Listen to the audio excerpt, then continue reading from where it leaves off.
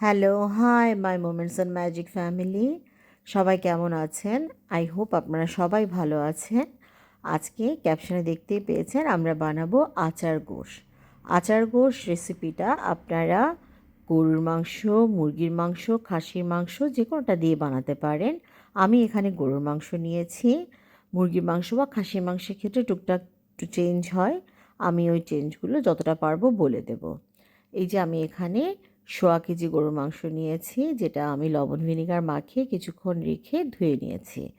তারপরে এই যে মশলাগুলো দেখানো হচ্ছে স্ক্রিনে, এই মশলাগুলো আমি নিয়েছি। মশলার পরিমাণ এবং নাম সব স্ক্রিনে দেওয়া আছে। প্রয়োজনে এই জায়গাটা একটু স্টিল করে আপনারা মশলাগুলো দেখে এই ওয়াইজ মশলাগুলো রেডি করে নেবেন। এর মধ্যে যে কাসুরি মেথিটা আছে, সেই কাসুরি মেথিটা আমি প্রথমে একটু শুকনো কড়াইতে টেলে নিয়েছি, নিয়ে হাত দিয়ে একটু ক্রাশ করে নিয়েছি।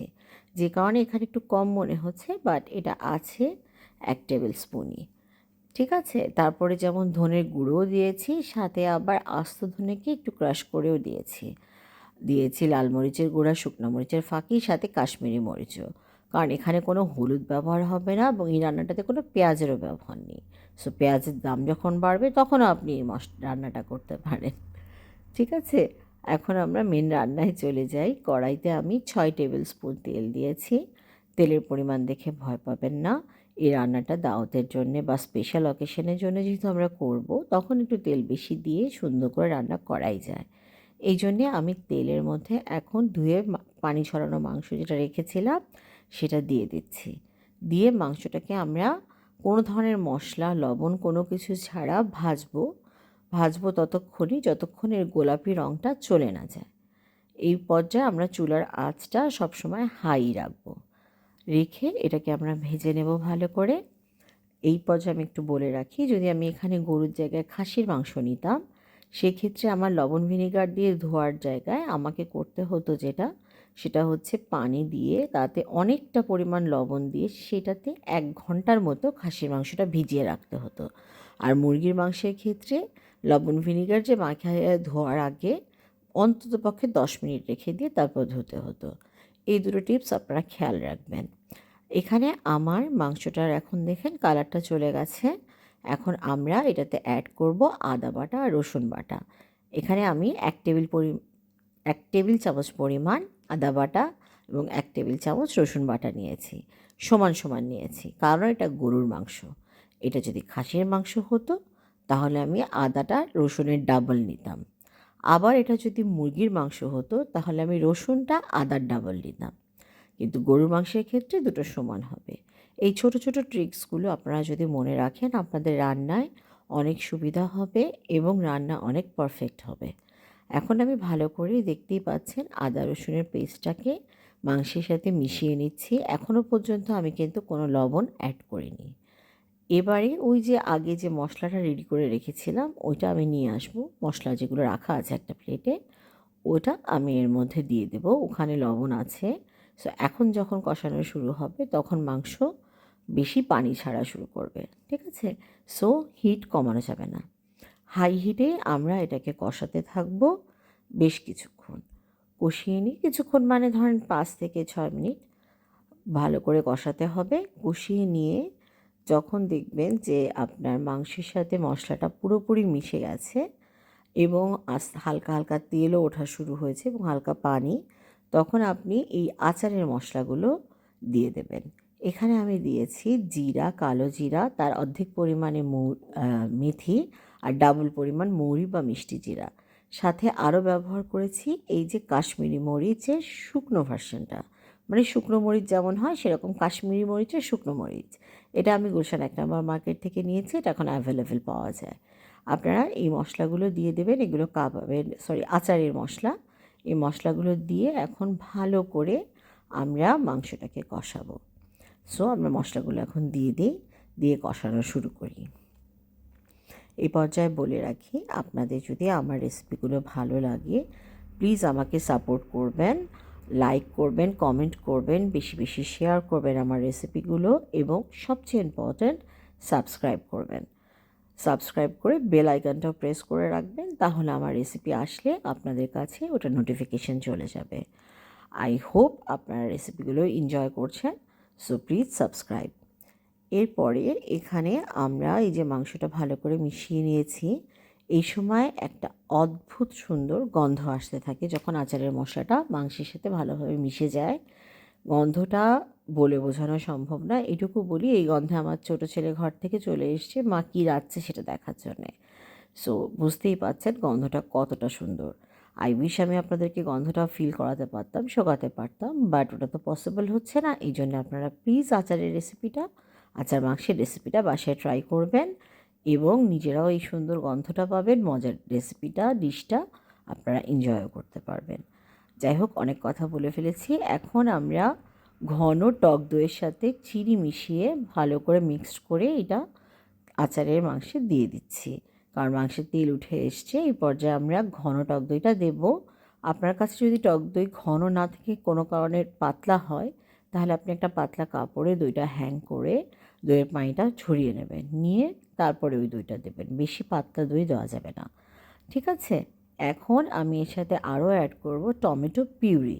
টমেটো পিউরি আমি সবসময় বাসায় বানিয়ে নিই, কারণ এটা আমার অনেক রান্নায় কাজে লাগে এবং বাসায় বানালে জিনিসটা স্বাস্থ্যকরও হয়।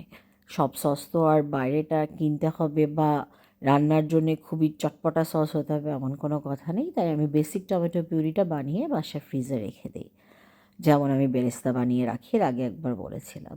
সো টমেটো পিউরিটা আমি এখানে ভালো করে মিশিয়ে নিলাম।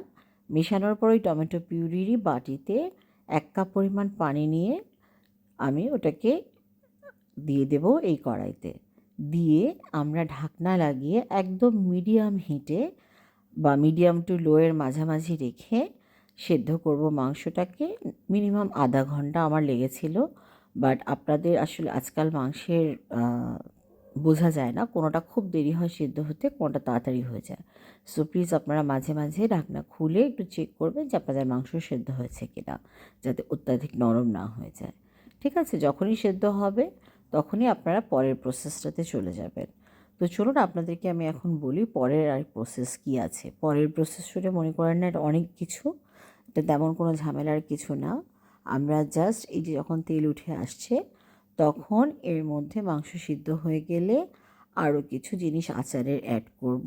এর মধ্যে সবচেয়ে স্পেশাল মশলাটা হচ্ছে আমচুর পাউডার, মানে কাঁচা আমের শুকনো গুঁড়ো। এটা দিলে আচারের ফ্লেভারটা খুবই ভালো আসে। সাথে দেব জিরার গুঁড়ো, কালো জিরা, সেই যে আগে থেকে ক্রাশ করেছিলাম আমি ধনে, তার থেকেও 1 টেবিল স্পুন দিয়েছি এখানে। সাথে দিয়েছি আস্ত জিরে এবং কাশ্মীরি মরিচের গুঁড়ো। এটা আমি 1 টেবিল স্পুনের মতো লেবুর রসে পুরো ভালো করে মিক্স করে নিচ্ছি। একটা বাইন্ডিং তৈরি হবে। যদি দেখেন যে এই লেবুর রসটা সাফিসিয়েন্ট না, লাগলে আরও একটু লেবু দিয়ে নেবেন। যেমন আমারও একটু কম হয়েছিল, আমি দিয়ে নিয়েছি।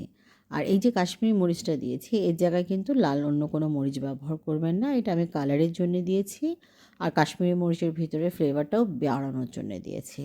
বাট মরিচের ভিতরে আমরা ঝাল কিছু দিয়ে আরও ঝাল করার জন্যে অন্য কোনো মরিচ আমরা ব্যবহার করব না এখানে। কাশ্মীরি মরিচ না থাকলে এই পার্টে আপনি কাশ্মীরি মরিচের অপশানটা বাদ দিতে পারেন, বাট অ্যাকচুয়ালি প্রথম পার্টে তো বাদ দেওয়া যাবে না, সো কাশ্মীরি মরিচ লাগবেই। যাই হোক, এখন আমরা কাঁচা কাশ্মীরি মরিচগুলো নিয়েছি। এই সিজনে এগুলো খুবই অ্যাভেলেবেল। সো এই সিজনে আচার মাংস বানানোর পারফেক্ট সময়। এই আচার গোশটা আমরা খিচুড়ি, সাদা ভাত, পোলাও বা পরোটা, নান যে কোনোটার সাথেই খুবই মজা করে খেতে পারবো। এটা সব কিছুর সাথেই খুব ভালো লাগে। এখন আপনারা দেখছেন আমি কাশ্মীরি মরিচগুলোর মাঝখান থেকে ফেড়ে নিচ্ছি। নিয়ে এর মধ্যে আমি যে মশলার মিশ্রণটা তৈরি করেছিলাম পেস্টের মতো, সেটাকে ভরে দেব।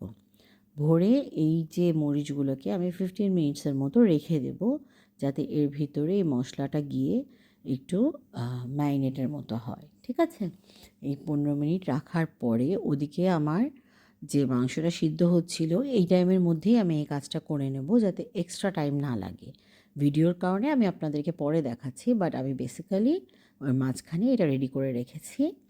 রাখার পরে এখন যখন আমরা দেখলাম যে আমার মাংসটা সেদ্ধ হয়ে গেছে, তখন এই মরিচগুলো আমি 15 মিনিট যে ম্যারিনেট করে রেখে এটাকে সরাসরি আমি পাত্রের মধ্যে দিয়ে দেব।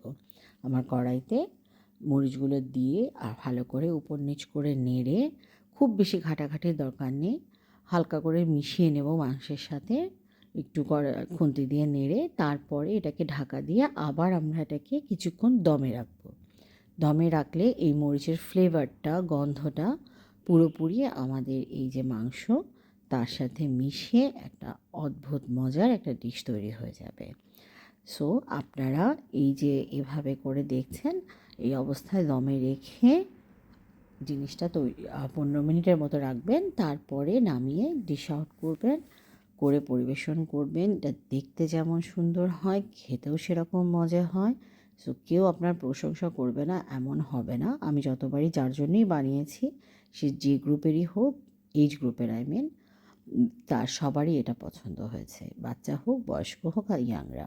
সো আপনারাও ট্রাই করবেন, যে কোনো দাওয়াতে এটা একটা স্টার ডিশ হতে পারে। আশা করি আমার রেসিপিগুলো আপনাদের ভালো লাগছে। যদি লাগে অবশ্যই আমার চ্যানেলটাকে সাবস্ক্রাইব করে আমাকে সাপোর্ট করে পাশে থাকবেন।